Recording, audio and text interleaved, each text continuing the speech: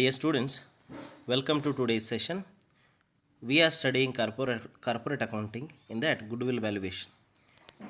So, for the today's discussion, we have super profits method. This is also one of the method of valuation of goodwill of a business. This method is based on super profits earned by an enterprise. So, we should try to understand what is super profit. If the average profit earned by a business is more than the normal profit, then the difference between the average profit and normal profit is known as super profit. In other words, super profit is the excess of average profit over normal profit. Okay, therefore this profit is the measure of extra profit earned by the business. The following is the formula for calculation of super profit, that is super profit is equals to average profit minus normal profit. So super profit method ಅನ್ನುವಂಥದ್ದು goodwill ವ್ಯಾಲ್ಯೂಯೇಷನಲ್ಲಿ ಒಂದು method. ಈ super profit ಅಂದರೆ ಏನು ಅಂತ ಮೊದಲು ತಿಳ್ಕೊಳ್ಬೇಕಾದ್ರೆ, super profit ಅಂತ ಅಂದರೆ average profit ಏನೋ ಒಂದು ಬಿಸ್ನೆಸ್ ಅರ್ನ್ ಮಾಡುತ್ತೆ, ಆನ್ ಆನ್ ಎವರೇಜ್ ಏನು ಪ್ರಾಫಿಟ್ ಅರ್ನ್ ಮಾಡುತ್ತೆ ಒಂದು ಬಿಸ್ನೆಸ್ಸು, ಆ ಎವರೇಜ್ ಪ್ರಾಫಿಟ್ಟು ನಾರ್ಮಲ್ ಪ್ರಾಫಿಟ್ಗಿಂತನೂ ಹೆಚ್ಚಾಗಿದ್ದರೆ ಅದಕ್ಕೆ ನಾವೇನಂತ ಕರಿತೀವಿ, ಸೂಪರ್ ಪ್ರಾಫಿಟ್ ಅಂತ ಕರಿತೀವಿ. ಓಕೆ, ಸೊ ಈಗ ನಾರ್ಮಲ್ ಪ್ರಾಫಿಟ್ ಅಂದರೆ ಇನ್ ಜನರಲ್ ನಾರ್ಮಲ್ ಪ್ರಾಫಿಟ್ ಅಂದರೆ ಓವರಾಲ್ ಇಂಡಸ್ಟ್ರಿನಲ್ಲಿ ಯಾವ ಪ್ರಾಫಿಟನ್ನು ಗೇನ್ ಮಾಡ್ತಿದ್ದಾರೋ ಅದಕ್ಕೆ ನಾವು ಇಂಡಸ್ಟ್ರಿನಲ್ಲಿ ಯಾವ ಪ್ರಾಫಿಟನ್ನು ಎಲ್ಲ ಕಂಪ್ನಿಗಳು ಇನ್ ಜನರಲ್ ಅರ್ನ್ ಮಾಡ್ತಾ ಇದ್ದಾವೋ ಅವಕ್ಕೆ ನಾರ್ಮಲ್ ಪ್ರಾಫಿಟ್ ಅಂತ ಕರಿತೀವಿ. ಅದೇ ಎವರೇಜ್ ಪ್ರಾಫಿಟ್ ಅಂದರೆ ಆ ಕಂಪನಿ ಕನ್ಸಿಸ್ಟೆಂಟಾಗಿ ಪ್ರಾಫಿಟನ್ನು ಅರ್ನ್ ಮಾಡ್ತಾ ಬಂದಿರುತ್ತೆ, ಅದು ಎವರೇಜ್ ಪ್ರಾಫಿಟ್. ಸೊ ಈಗ ಈ ಎವರೇಜ್ ಪ್ರಾಫಿಟ್ ಏನು ಕಂಪ್ನಿ ಅರ್ನ್ ಮಾಡ್ತಾ ಇದೆ ಇದು ನಾರ್ಮಲ್ ಪ್ರಾಫಿಟ್ಗಿಂತ ಜಾಸ್ತಿ ಇದ್ದರೆ ಅದೇನು ಎಷ್ಟು ಹೆಚ್ಚಿಗೆ ಇರುತ್ತೋ ಅದಕ್ಕೆ ನಾವು ಸೂಪರ್ ಪ್ರಾಫಿಟ್ ಅಂತ ಕರಿತೀವಿ. ಈ ಒಂದು ಸೂಪರ್ ಪ್ರಾಫಿಟನ್ನು ಕೆಳಕಂಡಂಥ ಫಾರ್ಮುಲಾದ ಮೇಲೆ ವ್ಯಾಲ್ಯೂಯೇಟ್ ಮಾಡ್ತಾರೆ. Super profit is equals to average profit minus normal profit. ಅಂದರೆ ಸೂಪರ್ ಪ್ರಾಫಿಟ್ ಕಂಡು ಹಿಡಿಬೇಕಂದ್ರೆ ಎವರೇಜ್ ಪ್ರಾಫಿಟಲ್ಲಿ ನಾರ್ಮಲ್ ಪ್ರಾಫಿಟನ್ನು ಮೈನಸ್ ಮಾಡ್ತಾರೆ, ಆವಾಗ ಸಿಗುವಂಥದ್ದು super profit. So average profit normal ಪ್ರಾಫಿಟ್ಗಿಂತ ಎಷ್ಟು ಹೆಚ್ಚಿರುತ್ತೋ ಅಷ್ಟು ಸೂಪರ್ ಪ್ರಾಫಿಟ್ ಬರುತ್ತೆ. Okay, so next average profit ಅಂದರೆ ಏನು ಅಂತ ಅಂದರೆ, average profit referred to as the future maintainable profit of the business. Such average profit may be either simple average profit or weighted average profit. This method of calculation of the same have already been explained. ಅಂದರೆ ಇವಾಗ ಮುಂಚೆ ನಾವು ಇದ್ರ ಬಗ್ಗೆ already discussion ಮಾಡಿದ್ದೀವಿ, okay, previous ಕ್ಲಾಸಸಲ್ಲಿ. So average profit ಅಂತ ಅಂದರೆ ಈಗ ಮತ್ತು ಮುಂದೆ ಫ್ಯೂಚರಲ್ಲಿ ಒಂದು ಕಂಪ್ನಿ ಕನ್ಸಿಸ್ಟೆಂಟಾಗಿ ಎಷ್ಟು ಪ್ರಾಫಿಟನ್ನು ಮಾಡ್ಕೊಂಡು ಹೋಗೋದಕ್ಕೆ ಸಾಧ್ಯ ಆಗುತ್ತೋ ಅದಕ್ಕೆ ನಾವು ಎವರೇಜ್ ಮೇಂಟೈನೇಬಲ್ ಪ್ರಾಫಿಟ್ ಅಂತ ಕರಿತೀವಿ, ಅಥವಾ ಎವರೇಜ್ ಪ್ರಾಫಿಟ್ ಅಂತ ನಾವು ಕರಿತೀವಿ. Normal profit is the profit which is obtained by multiplying the average capital employed in the business with the normal rate of return and then divided by 100. ಅಂದರೆ ನಾವೀಗ normal ಪ್ರಾಫಿಟನ್ನು calculate ಮಾಡಲಿಕ್ಕೆ ಒಂದು formula ಇದೆ. Capital employed ಏನು average capital employed ಇದೆ, ಮತ್ತು normal rate of return ಎಲ್ಲಿಂದ ಸಿಗುತ್ತೆ, ನಮಗೆ ಇಂಡಸ್ಟ್ರಿಯಿಂದ ಸಿಗುತ್ತೆ. ಇಂಡಸ್ಟ್ರಿನಲ್ಲಿ ನಾರ್ಮಲ್ ಆಗಿ ಎಲ್ಲ ಕಂಪ್ನಿಗಳು ಅರ್ನ್ ಮಾಡ್ತಾ ಇರುವಂಥ ಒಂದು ಎವರೇಜ್ ರೇಟ್ ಇರುತ್ತೆ, ನಾರ್ಮಲ್ ರೇಟ್ ಇರುತ್ತೆ. ಆ ನಾರ್ಮಲ್ ರೇಟನ್ನೇ ನಾವು ನಾರ್ಮಲ್ ರೇಟ್ ಆಫ್ ರಿಟರ್ನ್ ಅನ್ನೋದು. ಇಲ್ಲಿ ನಮಗೆ ಥೆರಾಟಿಕಲಿ ನಾವು ಪ್ರಾಬ್ಲಮ್ಸನ್ನು ಸ್ಟಡಿ ಮಾಡ್ತಾ ಇರೋದ್ರಿಂದ ನಾರ್ಮಲ್ ರೇಟ್ ಆಫ್ ರಿಟರ್ನನ್ನು ಡೈರೆಕ್ಟಾಗಿ ಕೊಟ್ಟಿರ್ತಾರೆ. ಸೊ ಆ ನಾರ್ಮಲ್ ರೇಟ್ ಆಫ್ ರಿಟರ್ನನ್ನು ಯೂಸ್ ಮಾಡಿಕೊಂಡು ನಾರ್ಮಲ್ ಪ್ರಾಫಿಟನ್ನು ನಾವು ಕ್ಯಾಲ್ಕುಲೇಟ್ ಮಾಡ್ಬೋದು.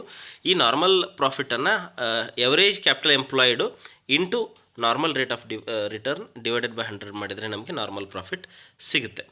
ಓಕೆ, ಸೊ ಅದಕ್ಕೊಂದು ಎಕ್ಸಾಂಪಲ್ ಉದಾಹರಣೆ ಇದೆ. For example, if the average capital employed in the business is 1 lakh rupees and the normal rate of return is 12, then the normal profit can be calculated as follows. ಈಗ normal ಪ್ರಾಫಿಟನ್ನು calculate ಮಾಡೋದು ಹೆಂಗೆ ಅಂತ ಒಂದು example ಇದೆ. 1 ಲಕ್ಷ ರೂಪಾಯಿ capital employed ಇದೆ, ಅದನ್ನು into 12 divided by 100 ಅಂದರೆ 12% ಅಂದರೆ 12% ನಾರ್ಮಲ್ ರೇಟ್ ಆಫ್ ರಿಟರ್ನ್ ಇರೋದು. 12 ಮೇಲೆ ಇಡ್ತೀವಿ, ಕೆಳಗಡೆ 100 ಡಿವೈಡೆಡ್ ಬೈ ಇರುತ್ತೆ. ಸೊ ಅದನ್ನು ನೀವು ಸಿಂಪ್ಲಿಫೈ ಮಾಡಿ ಕ್ಯಾಲ್ಕುಲೇಟ್ ಮಾಡಿದಾಗ 12,000 ಬರುತ್ತೆ, ಅದು ನಾರ್ಮಲ್ ಪ್ರಾಫಿಟ್. ಓಕೆ, ಈಗ ಫರ್ದರ್ ಎಕ್ಸಾಂಪಲನ್ನು ಎಕ್ಸ್ಟೆಂಡ್ ಮಾಡಿ ಏನು ಕೊಟ್ಟಿದ್ದಾರೆ ಅಂತಂದರೆ ಎವರೇಜ್ ಪ್ರಾಫಿಟನ್ನು ಕೊಟ್ಟಿರ್ತಾರೆ. ಸೊ ಎವರೇಜ್ ಪ್ರಾಫಿಟು 20,000, ಈ ಕೇಸಲ್ಲಿ ಎವರೇಜ್ ಪ್ರಾಫಿಟು 20,000 ಇದ್ದರೆ ಆವಾಗ ಸೂಪರ್ ಪ್ರಾಫಿಟ್ ಎಷ್ಟಾಗುತ್ತೆ. ಸೊ ಈಗ ನೀವು ನಾರ್ಮಲ್ ಪ್ರಾಫಿಟ್ ಕಂಡು ಹಿಡಿದಿದ್ರೆ 12,000 ಅಂತ, ಆಮೇಲೆ ನಿಮಗೆ ಎವರೇಜ್ ಪ್ರಾಫಿಟ್ ಕೊಟ್ಟಿದ್ದಾರೆ 20,000. ಸೊ ಸೂಪರ್ ಪ್ರಾಫಿಟ್ ಎಷ್ಟಾಗುತ್ತೆ. So therefore super profit is equals to average profit minus normal profit. So average profit 20,000 ಇದೆ, ನಾರ್ಮಲ್ ಪ್ರಾಫಿಟ್ 12,000 ಇದೆ. ಸೊ ಸೂಪರ್ ಪ್ರಾಫಿಟ್ ಬಂದುಬಿಟ್ಟು 8,000 ಆಗುತ್ತೆ. Okay, so for the purpose of computation of super profit, the business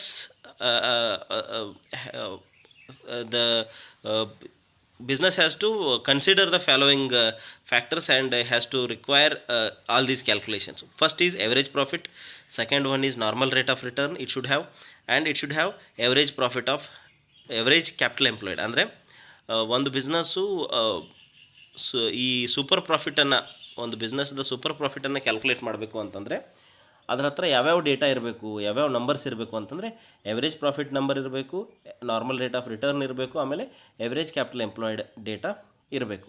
ಆಮೇಲೆ ಈ average profit ಆಮೇಲೆ normal rate of return ಬಗ್ಗೆ ನಾವು ಇವಾಗ ಡಿಸ್ಕಷನ್ ಮಾಡಿದ್ವಿ. ಈಗ ನೆಕ್ಸ್ಟ್ ಬಂದುಬಿಟ್ಟು ಎವರೇಜ್ ಕ್ಯಾಪಿಟಲ್ ಎಂಪ್ಲಾಯ್ಡನ್ನು ನಾವು ಹೇಗೆ ಕ್ಯಾಲ್ಕುಲೇಟ್ ಮಾಡ್ತೀವಿ ಅನ್ನೋದನ್ನು ನೋಡೋಣ.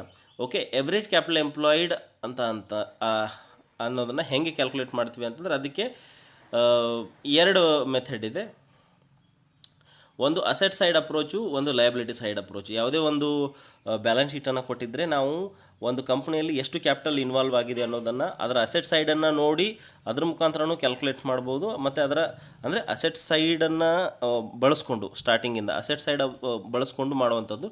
ಇನ್ನೊಂದು ಓನ್ಲಿ ಲಯಬಿಲಿಟಿ ಸೈಡ್ದಿಂದ ಸ್ಟಾರ್ಟ್ ಮಾಡುವಂಥದ್ದು. ಸೊ ಯಾವ ಡೇಟಾನ ತೊಗೊಂಡು ನೀವು ಮಾಡ್ತೀರಾ, ಅಸೆಟ್ ಸೈಡ್ ಡೇಟಾ ತೊಗೊಂಡು ಫೋಕಸ್ ಮಾಡಿ ನೀವು ಒಂದು ಕ್ಯಾಪಿಟಲ್ ಎಂಪ್ಲಾಯ್ಡನ್ನು ಕಂಡುಹಿಡಿತೀರೋ ಅಥವಾ ನೀವು ಲಯಬಿಲಿಟಿ ಸೈಡನ್ನು ಕಂಡುಹಿಡಿತೀರ ಅಂತ ಎರಡೂ ಸೈಡ್ ಮಾಡಲಿಕ್ಕೆ ಬರುತ್ತೆ. ಎರಡು ಅಪ್ರೋಚ್ ಇದೆ. ಸೊ ಇದರಲ್ಲಿ ನಿಮಗೆ ಪ್ರಾಬ್ಲಮ್ ಕೇಳಿದರೆ ಎರಡರಲ್ಲಿ ಒಂದು ಅಪ್ರೋಚ್ ಮಾಡಬೇಕು. ಸೊ ಎರಡೂ ಅಪ್ರೋಚನ್ನು ತಿಳ್ಕೊಳ್ಳೋದೇನಕ್ಕೆ ಅಂತಂದರೆ ನಿಮಗೆ ಪ್ರಾಬ್ಲಮಲ್ಲಿ ಏನಾದರೂ ಎರಡೂ ಡೇಟಾ ಕೊಟ್ಟಿದ್ದರೆ ನೀವು ಅಸೆಟ್ ಸೈಡ್ ಅಪ್ರೋಚ್ ಮಾಡಿದರೆ ಸೂಟೇಬಲ್, ಅಂದರೆ ಪ್ರಿಫರೇಬಲ್. ನಿಮಗೆ ಡೇಟಾ ಅಸೆಟ್ಟು ಲಯಬಿಲಿಟಿ ಸೈಡ್ ಎರಡೂ ಥರದ್ದು ನಿಮಗೆ ಸೂಟೇಬಲ್ ಡೇಟಾ ಕೊಟ್ಟಿಲ್ಲ, ಲಯಬಿಲಿಟಿ ಸೈಡ್ ಡೇಟಾ ಅಷ್ಟೇ ಕೊಟ್ಟಿದ್ದಾರೆ ಅಂತಂದರೆ ನೀವು ಅವಾಗ ಲಯಬಿಲಿಟಿ ಸೈಡ್ ಅಪ್ರೋಚನ್ನು ಹೆಂಗೆ ಮಾಡಬೇಕು ಅನ್ನೋದು ನಿಮ್ಮ ಗಮನದಲ್ಲಿ ಇರಬೇಕು. ಓಕೆ, ಸೊ ಫಸ್ಟ್ ಪ್ರೊಫಾರ್ಮಾ ಈಗ ನಾವು ನೋಡ್ತಾ ಇರೋದು ಅಸೆಟ್ ಸೈಡ್ ಅಪ್ರೋಚ್ ಇದ್ದು.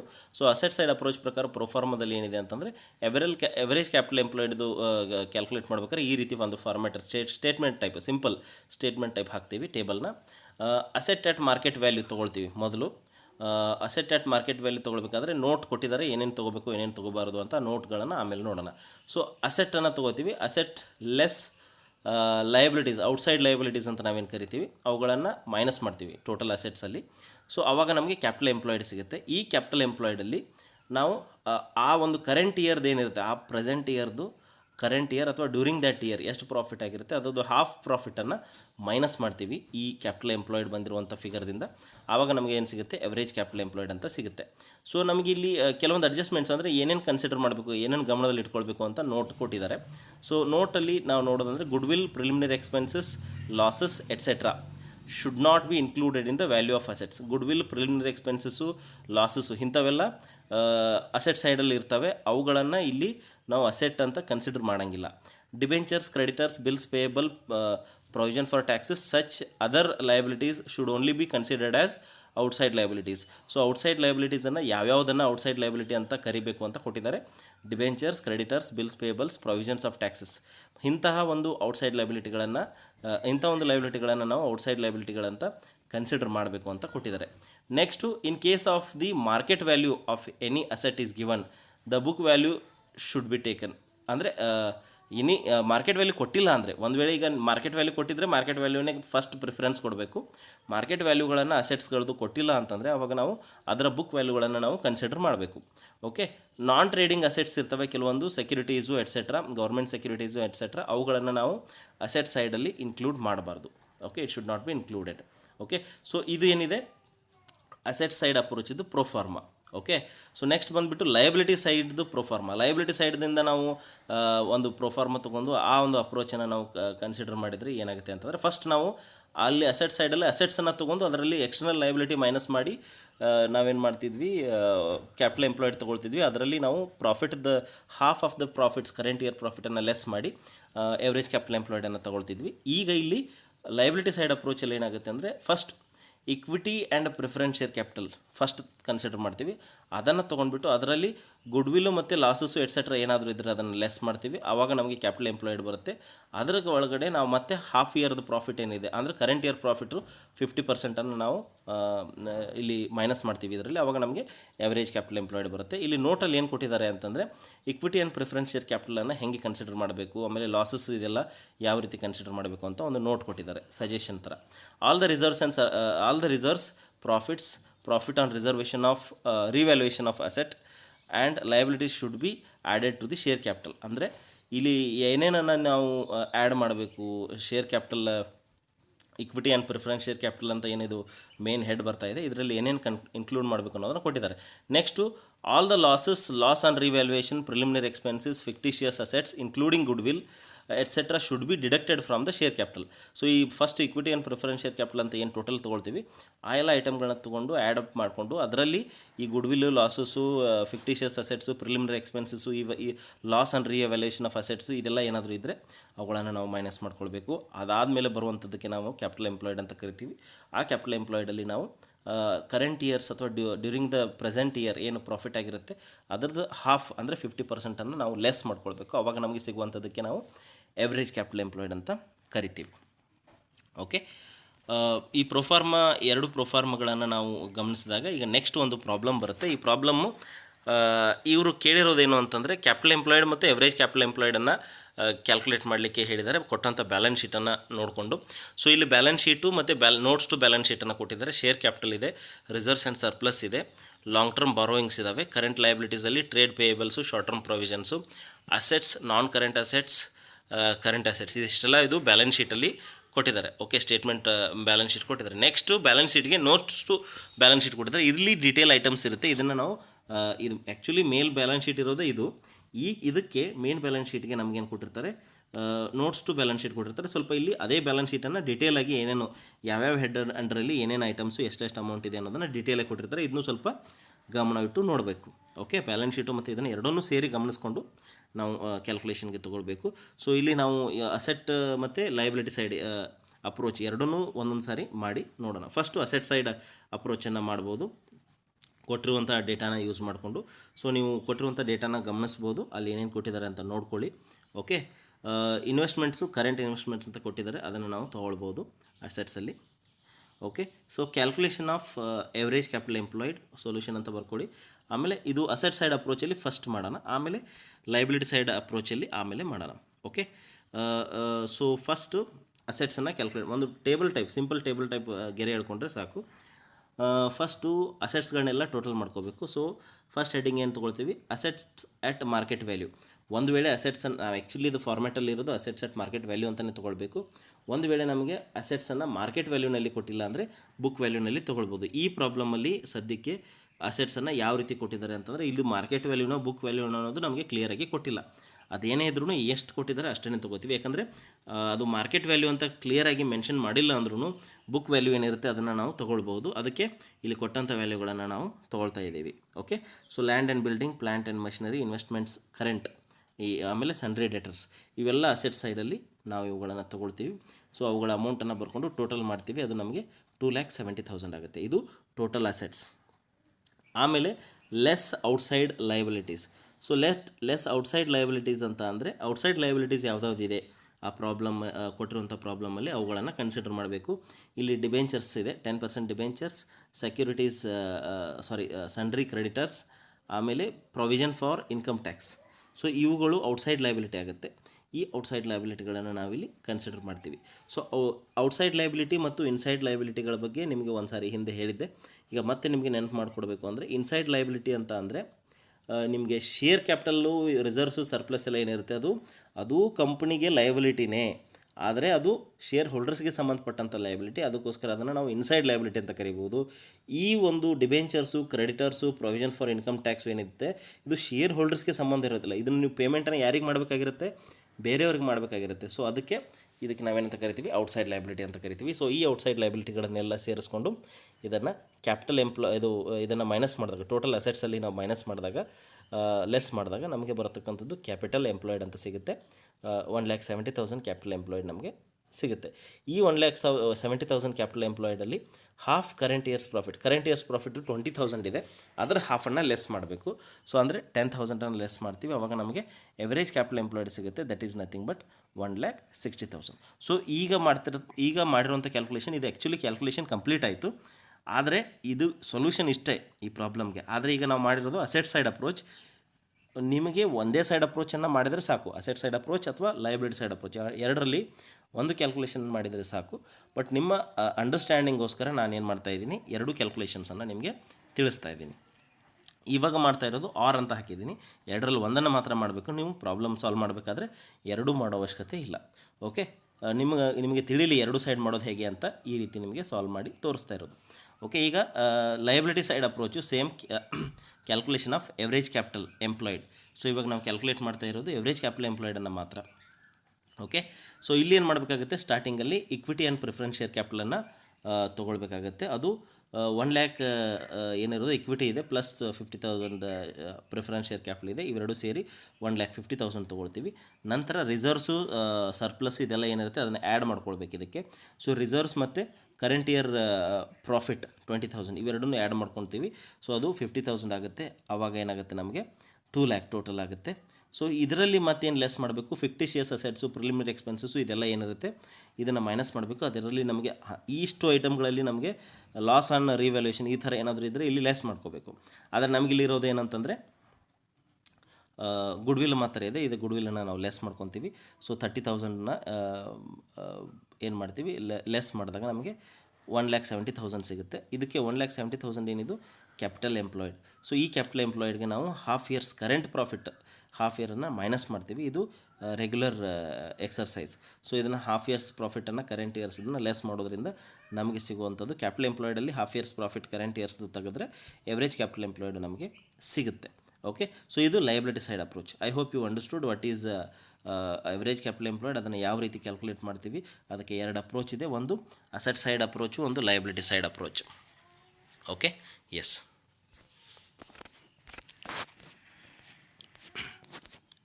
ಓಕೆ, ನೆಕ್ಸ್ಟ್ ಬರ್ತಕ್ಕಂಥದ್ದು ನೆಕ್ಸ್ಟ್ ಪ್ರಾಬ್ಲಮ್ ಏನಿದೆ ಅಂತಂದರೆ, ಈಗ ಹಿಂದಿನ ಒಂದು ಇಲಿಸ್ಟ್ರೇಷನ್ ಅಥವಾ ಎಕ್ಸಾಂಪಲ್ ಏನಿತ್ತು ಅದೇ ಎಕ್ಸಾಂಪಲಲ್ಲಿ ಅವಾಗ ಅವರು ಮಾರ್ಕೆಟ್ ವ್ಯಾಲ್ಯೂಯೇಷನ್ ಅಥವಾ ರಿವ್ಯಾಲ್ಯೂಯೇಷನ್ ಆಫ್ ಅಸೆಟ್ಸು ಏನೂ ಕೊಟ್ಟಿರಲಿಲ್ಲ, market value of the assets ಕೊಟ್ಟಿರಲಿಲ್ಲ. ಇಲ್ಲಿ ಏನು ಮಾಡಿದ್ದಾರೆ, market value of the assets ಕೊಟ್ಟರೆ ಹೆಂಗೆ ಮಾಡಬೇಕು ಅಂತ ತಿಳಿಲಿ ಅಂತ.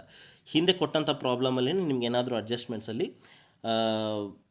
ಏನಾದರೂ ಕೊಟ್ಟಿದ್ದರೆ, ಈ ರೀತಿ ಅಡ್ಜಸ್ಟ್ಮೆಂಟ್ಸನ್ನು ಕೊಟ್ಟಿದ್ದರೆ ನೀವು ಕ್ಯಾಲ್ಕುಲೇಷನ್ ಹೆಂಗೆ ಮಾಡ್ತೀರಾ, ಸೇಮ್ ಕ್ಯಾಲ್ಕುಲೇಷನನ್ನು ಹೆಂಗೆ ಬದಲಾವಣೆ ಆಗುತ್ತೆ ಅನ್ನೋದನ್ನು ನೋಡ್ಕೊಳ್ಬೇಕು. ಸೊ ಅವ್ರೇನು ಹೇಳಿದ್ದಾರೆ, from the same details given in the illustration 10 above, compute the average capital employed assuming that the market value of land and building is 1,50,000. ಅಲ್ಲಿ ಮಾರ್ಕೆಟ್ ವ್ಯಾಲ್ಯೂ ಎಷ್ಟಿತ್ತು, ಇಲ್ಲಿ ಅದನ್ನು ಬದಲಾವಣೆ ಮಾಡಿಕೊಟ್ಟಿದ್ದಾರೆ.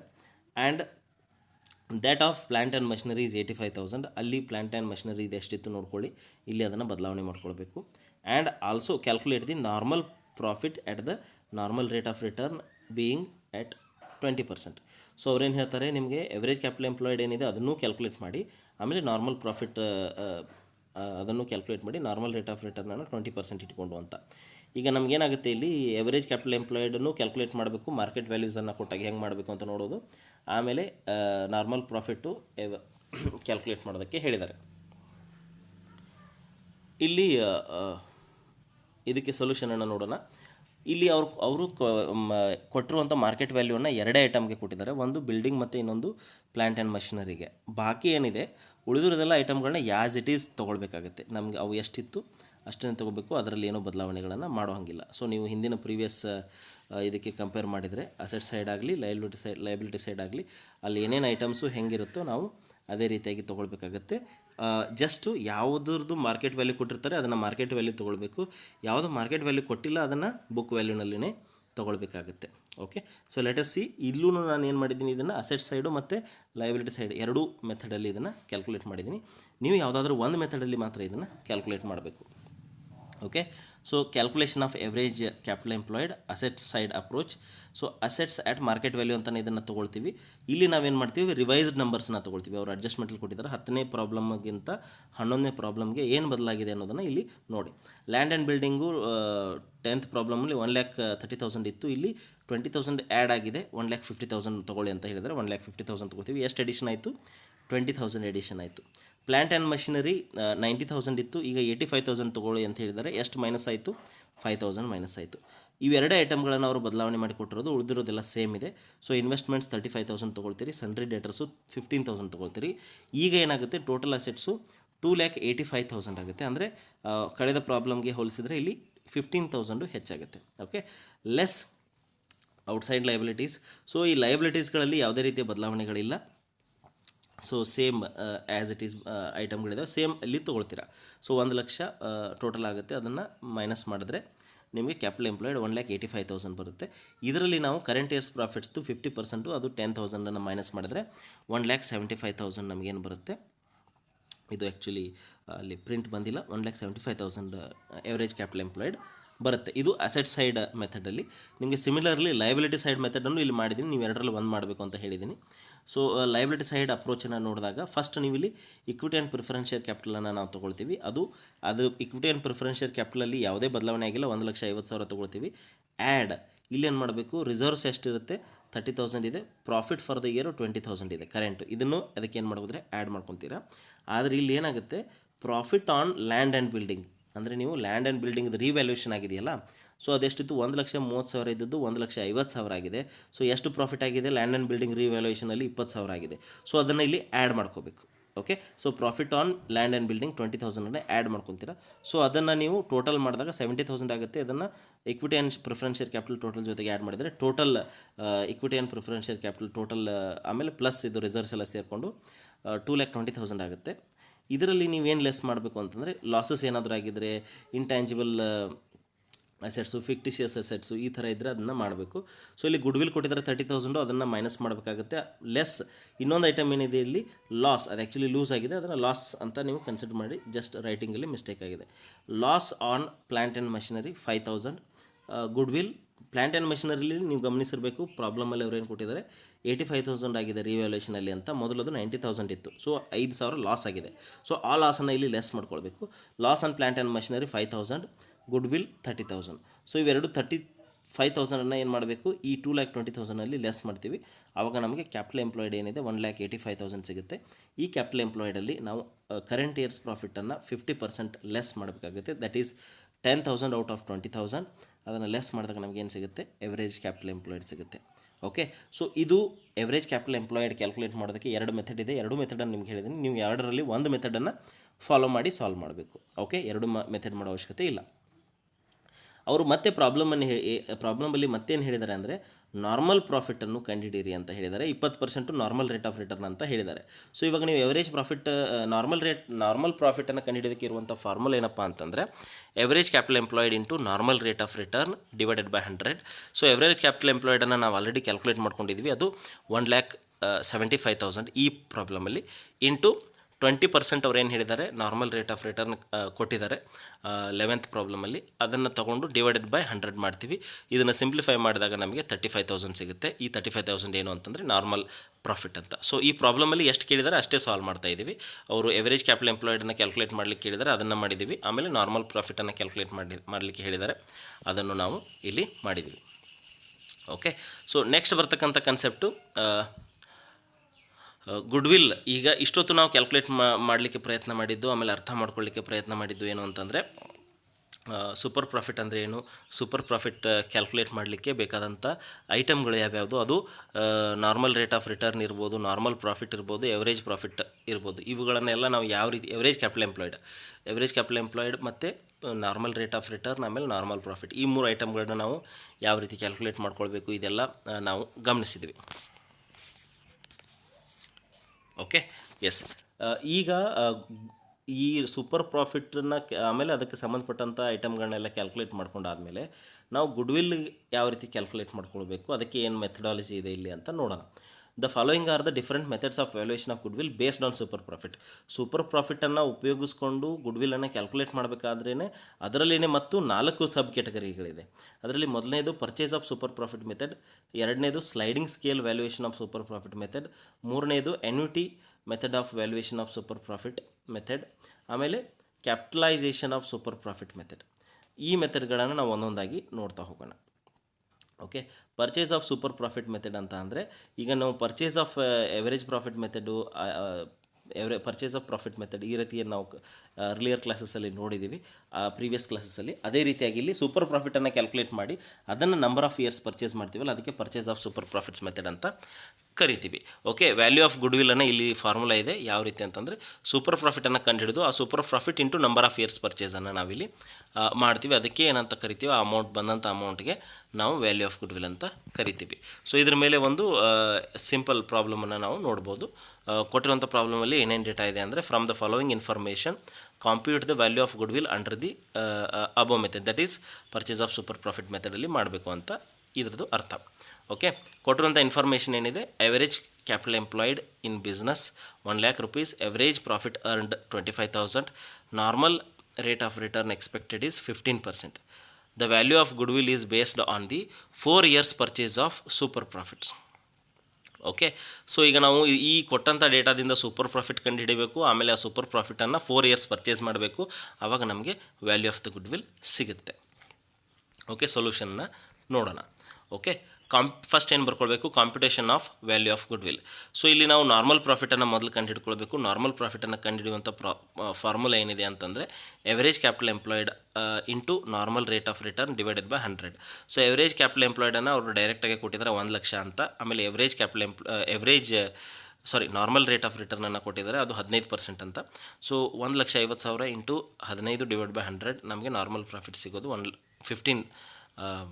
15,000 ನಾರ್ಮಲ್ ಪ್ರಾಫಿಟ್ ಸಿಗುತ್ತೆ. ಇವಾಗ ಸೂಪರ್ ಪ್ರಾಫಿಟ್ ಹೇಗೆ ಕಂಡುಹಿಡಿತೀವಿ ಅಂತಂದರೆ average profit minus normal profit. Average ಪ್ರಾಫಿಟನ್ನು ನಮಗೆ ಪ್ರಾಬ್ಲಮಲ್ಲಿ ಕೊಟ್ಟಿದ್ದಾರೆ 25,000 ಅಂತ. ಆಮೇಲೆ ಅದರಲ್ಲಿ ಕಂಡುಹಿಡಿದಂಥ ನಾರ್ಮಲ್ ಪ್ರಾಫಿಟನ್ನು ಮೈನಸ್ ಮಾಡಿದರೆ ನಮಗೆ 10,000 ಸೂಪರ್ ಪ್ರಾಫಿಟ್ ಬರುತ್ತೆ. ಗುಡ್ ವಿಲ್ ಕ್ಯಾಲ್ಕುಲೇಟ್ ಮಾಡೋದಿಷ್ಟೇ. Good will is equals to super profit into number of years purchase. So ಅವರು ಕೊಟ್ಟಂಥ ಈಗ ಸೂಪರ್ ಪ್ರಾಫಿಟನ್ನು ಕಂಡುಹಿಡಿದ್ವಿ, 10,000 ಸೂಪರ್ ಪ್ರಾಫಿಟನ್ನು ಬರ್ಕೊತೀವಿ. ಆಮೇಲೆ ಎಷ್ಟು ವರ್ಷದ ಪರ್ಚೇಸ್ ಅಂತ ಹೇಳ್ತಾರೋ ಅಷ್ಟು ವರ್ಷದ ಪರ್ಚೇಸ್ ಅಂತ ಅದನ್ನು ಮಲ್ಟಿಪ್ಲೈ ಮಾಡ್ತೀವಿ. So into number of years purchase. So 4 years ಪರ್ಚೇಸನ್ನು ಈ ಪ್ರಾಬ್ಲಮಲ್ಲಿ ಕೊಟ್ಟಿದ್ದಾರೆ. 10,000 ಇಂಟು 4 years ಪರ್ಚೇಸ್ ನಮಗೆ 40,000 rupees ಬರುತ್ತೆ. ಇದು ವ್ಯಾಲ್ಯೂಯೇಷನ್ ಆಫ್ ಗುಡ್ ವಿಲ್ ಅಂತ ಕನ್ಸಿಡರ್ ಮಾಡ್ತೀವಿ. Okay, so I hope you have understood. ಈ ಒಂದು ಕ್ಲಾಸಲ್ಲಿ ಇಷ್ಟು ಸಾಕು. ನೆಕ್ಸ್ಟ್ ಕನ್ಸೆಪ್ಟ್ಗಳನ್ನ ಮುಂದಿನ ಒಂದು ಸೆಷನಲ್ಲಿ ನೋಡೋಣ. Yes, thank you very much.